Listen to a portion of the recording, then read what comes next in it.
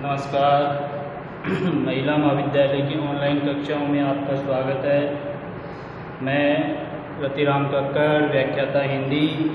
कल तक हमारा जो बिंदु चल रहा था वो था आचार्य रामचंद्र शुक्ल का निबंध क्रोध। क्रोध की विभिन्न दशाओं को देखते हुए हम क्या है कि अपने अध्ययन को सुचारू रूप से आगे बढ़ा रहे थे। आज हम देखेंगे कि हम जिन बिंदुओं पे बात करेंगे वो इस प्रकार हैं कि क्रोध शांति भंग करने वाला मनोविकार है। आचार्य रामचंद्र शुक्ल कहते हैं एक का क्रोध दूसरे में भी क्रोध का संचार करता है। अगर एक व्यक्ति के अंदर क्रोध आता है तो वो दूसरे जिसके प्रति क्रोध किया जा रहा है उसमें भी क्या है कि क्रोध का संचार करता है।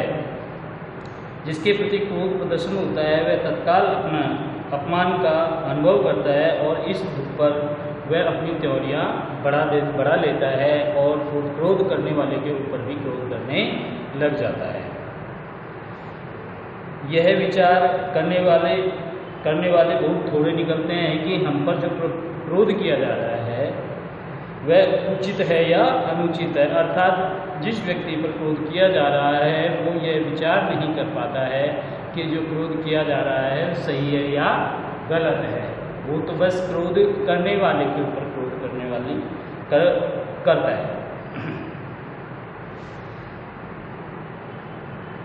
इसी से धर्म, नीति और शिष्टाचार तीनों में क्रोध का निरोध का उद्देश्य पाया जाता है। संत लोगों ने तो खलों के वचन सहते ही हैं। संत लोग तो पौराणिक समय से ही खल यानी दुष्ट व्यक्तियों के वचन सहन करते ही आ रहे हैं। दुनियादारी के लोग भी न जाने कितनी ऊंच नीच बचाते रहते हैं। सभ्यता के व्यवहार में भी क्रोध नहीं क्रोध के चिन्ह दबाए जाते हैं। इस प्रकार का प्रतिबिंब समाज की सुख शांति के लिए बहुत आवश्यक है। पर इस प्रतिबंध की भी एक सीमा है। पर पीड़ों मुख क्रोध तक नहीं पहुंचता है। अगला हम जो बिंदु का अध्ययन करेंगे अगले बिंदु का वो इस प्रकार है। क्रोध के निरोध का उद्देश्य अर्थपरायण और धर्मपरायण दो प्रकार के होते हैं। कितने प्रकार के? दो प्रकार के होते हैं। पर दोनों में जिस अति से अधिक सावधान रहना चाहिए वह कुछ भी नहीं रहता। बाकी रुपये वसूल करने का ढंग बताना वाला चाहे कड़े पढ़ने की शिक्षा दे भी दे, पर धन के साथ धर्म की ध्वजा लेकर चलने वाला धोखे में भी क्रोध को पाप का बाप ही माने। क्रोध रोकने का अभ्यास ठग और स्वार्थियों को सिद्धों और साधकों से कम नहीं होता है, क्योंकि वो क्रोध रोकने में क्या है अपने बहुत गुणशाली होते हैं। जिसमें कुछ स्वार्थ निकालना रहता है जिससे बाद में फंसाकर ठगना होता है। उसे कठोर और अनुचित बातों पर भी न जाने कितने लोग जरा भी क्रोध नहीं करते, पर उनका यह अक्रोध न धर्म का लक्षण है न ही कोई साधन मात्र ही है। आगे हम अध्ययन करेंगे कि क्रोध के जो प्रेरक है वे दो प्रकार से दुख पैदा कर सकते हैं। या दो प्रकार के दुख से क्रोध पैदा होता है। एक होता है अपना दुख, एक होता है पराया दुख। इसका अध्ययन करेंगे। जिस क्रोध के त्याग का उपदेश दिया जाता है वह पहले प्रकार के दुख से उत्पन्न क्रोध है। दूसरे दुख का उत्पन्न क्रोध बुराई की हद से के बाहर समझा जाता है। क्रोधोत्तेजक दुख जितना ही अपने संपर्क से दूर रहेगा उतना ही लोग के क्रोध का स्वरूप सुंदर और मनोहर दिखाई देगा। दुख के आगे बढ़ने पर भी कुछ दूर तक क्रोध का कारण थोड़ा बहुत अपने ही दुख कहा जा सकता है ना। जो क्रोध की व्युत्पत्ति होगी वो अपने दुख के प्रति ज़्यादा होगी। हालांकि ऐसा भी होता है कि दूसरे के दुख से भी क्या है क्रोध की उत्पत्ति होती है। दुख के आगे बढ़ने पर कुछ दूर तक क्रोध का कारण थोड़ा बहुत अपना ही दुख हो सकता है, जैसे अपने या आत्मीय परिजन का दुख, इष्ट मित्र का दुख आदि। इसके आगे भी जहाँ तक दुख की भावना के साथ कुछ ऐसी विशेषता लगी रहेगी जिसे कष्ट पहुंचाया जा रहा है वह हमारे ग्राम कुल या देश का रहने वाला है, वहाँ तक हमारे क्रोध से सौंदर्य की पूर्णता में कुछ कसर रहेगी। जहाँ उक्त भावना निर्विवेश रहेगी वहाँ सच्ची पर दुख कातरता मानी जाएगी, वहीं क्रोध के स्वभाव को पूर्ण सौंदर्य प्राप्त होगा, ऐसा सौंदर्य जो काव्य क्षेत्र के बीच में जगमगाता रहता है। अगला हमारा बिंदु होगा कि यह क्रोध करुणा के आज्ञाकारी सेवक के रूप में हमारे सामने आता है, अर्थात पहले करुणा लेके आएगा फिर उसके बाद क्रोध आएगा। स्वामी से सेवक कुछ कठिन होता है, उसमें कुछ अधिक कठोरता रहती है, पर यह कठोरता ऐसी कठोरता को भंग करने के लिए होता है जो पिघलने वाली नहीं होती। कौच के वध पर वाल्मीकि मुनि के करुण क्रोध का सौंदर्य एक महाकाव्य का सौंदर्य हुआ। उक्त सौंदर्य के कारण ही निर्विवेशता वाल्मीकि के क्रोध के कारण के भीतर प्राणी मात्र के दुख की सहानुभूति छिपी है, राम के क्रोध के भीतर संपूर्ण लोक के दुख का क्षोभ समाया हुआ है। क्षमा जहाँ से श्रीहत हो जाती है वहीं से क्रोध के सौंदर्य का आरंभ होता है। शिशुपाल की बहुत सी बुराइयों तक श्री कृष्ण की क्षमा पहुंच चुकी, तब जाकर लौकिक लावण्य फीका पड़ने लगा और क्रोध की समीचीनता का सूत्रपात हुआ और शिशुपाल का वध कर दिया गया। अपने ही दुख पर उत्पन्न क्रोध तो प्राय समीचीनता ही तक रह जाता है, सौंदर्यता तक नहीं पहुंचता। दूसरे के क्रोध पर उत्पन्न क्रोध में या तो हमें तत्काल क्षमा का अवसर या अधिकार ही नहीं रहता अथवा वह अपने प्रभाव खो चुकी रहती है। बहुत दूर तक, एक अगली बात करेंगे हम कि बहुत दूर तक और बहुत काल के से पीड़ा पहुंचाते चले आ रहे किसी को घोर अत्याचारी का बना रहना ही लोग कुछ की क्षमा की सीमा है। इसके आगे क्षमा न तो दिखाई देगी, नैराश्य कायरता शिथिलता ही छाई रहेगी। ऐसी गहरी उदासी की छाया के बीच आशा और उत्साह तत्परता की प्रभा जिस क्रोधाग्नि के साथ फूट पड़ेगी, उसका सौंदर्य अनुभव सारा लोक करेगा। राम का कालाग्नि सदृश क्रोध ऐसा ही है, वह सात्विक तेज है, तामस ताप नहीं है।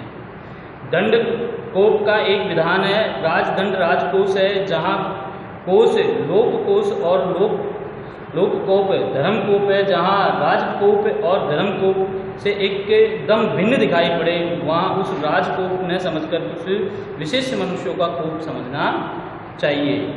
ऐसा कोप राजकोप के महत्व और पवित्रता का अधिकारी नहीं रहता, उसका सम्मान जनता अपने लिए आवश्यक नहीं समझती। अगला बिंदु जो इस पाठ में सबसे महत्वपूर्ण है, जो एक लोकोक्ति के रूप में प्रसिद्ध हुआ कि बैर क्रोध का अचार या मुरब्बा है। इसके अंतर्गत हम पढ़ेंगे कि जिसने हमें दुख पहुंचाया है उस पर यदि हमारा क्रोध किया और यह क्रोध हमारे हृदय में बहुत दिन तक टिका रहा तो वह बैर कहलाएगा। इस स्थायी रूप से टिक जाने के कारण क्रोध का वेग उग्रता तो धीमी पड़ जाती है, पर लक्ष्य को पीड़ित करने की प्रेरणा बराबर काल तक हुआ करती है।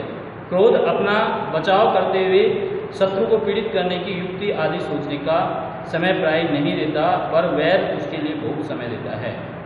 ठीक है, पूछिए तो क्रोध और वैर का भेद केवल कालकृत है, दुख पहुंचाने के साथ ही दुखदाता को पीड़ित करने की प्रेरणा करने वाला मनोविकार क्रोध और कुछ काल बीत जाने पर प्रेरित करने वाला भाव वैर कहलाएगा। किसी ने अपने आप को गाली दी, यह आपने उसी समय उसे मार दिया तो यह क्रोध हुआ। मान लीजिए कि वह गाली देकर भाग गया और 2 महीने बाद आपको नहीं मिला, और यदि उससे बिना कि फिर गाली सुने मिलने के साथ उसे मार दिया तो वह आपका बैर निकालना हुआ।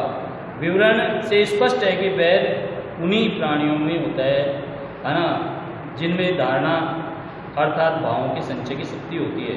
पशु और बच्चे किसी से बैर नहीं करते।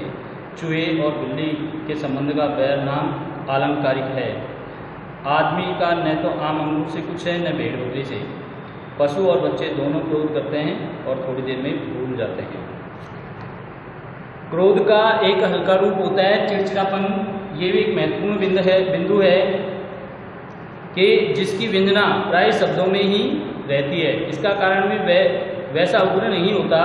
कभी कभी चित्त व्यग्र रहने पर लोग चिड़चिड़ा जाते हैं। ऐसी सामान्य कारणों के अवसर बहुत अधिक रहते हैं, है ना। इससे चिड़चिड़ापन स्वभावगत होने की संभावना बहुत अधिक रहती है। किसी मत, संप्रदाय या संस्थान के भीतर निरूपित आदर्शों पर ही अनन्य दृष्टि रखने वाला बाहर की दुनिया देख रेख अपने जीवन भर चिड़चिड़ाते चले जाते हैं। जिधर निकलते रास्ते पर मुंह बिगड़ा रहता है। चिड़चिड़ाहट एक तरह की मानसिक दुर्बलता है। इसे से यह रोगियों और बुढ़ों में अधिक पाई जाती है। इसका स्वरूप उग्र और भयंकर न होने पर भी यह बहुतों के विशेषतः बालकों के विनोद की एक सामग्री भी हो जाती है। बालकों के चिड़चिड़े बुढ़ों को चिढ़ाने में बहुत आनंद आता है।